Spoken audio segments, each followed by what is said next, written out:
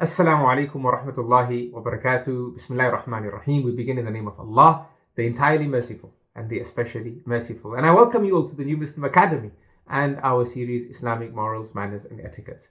Brothers and sisters in Islam, from the mannerisms of Islam is to have etiquettes and manners with our tongue. Very important. Islam teaches us that this tongue, it's small in size, but it has the ability to land us in the hellfire. Wow.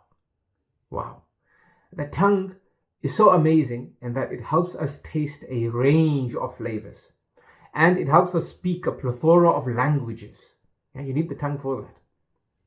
But this very same tongue, it can land you in the hellfire if it is used in the wrong way.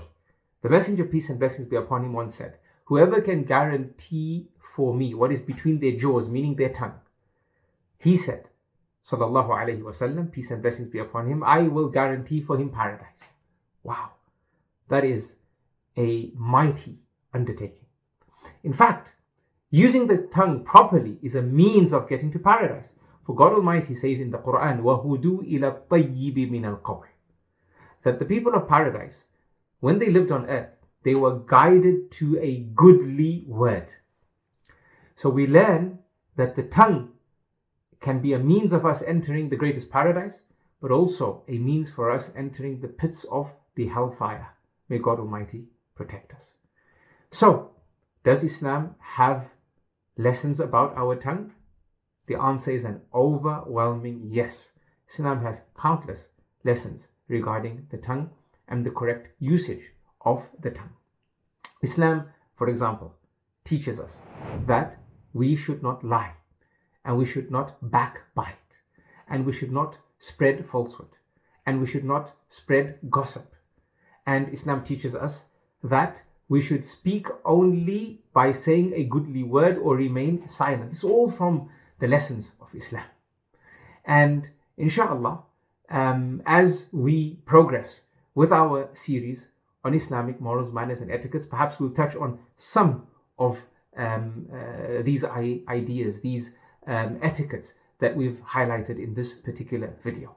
So Islam, being an entire way of life, has also taught us how to manage our tongue, how to use it, the do's regarding it, the don'ts regarding it, and the harms if we pursue the path of the don'ts, and the benefits if we pursue the path of the do's.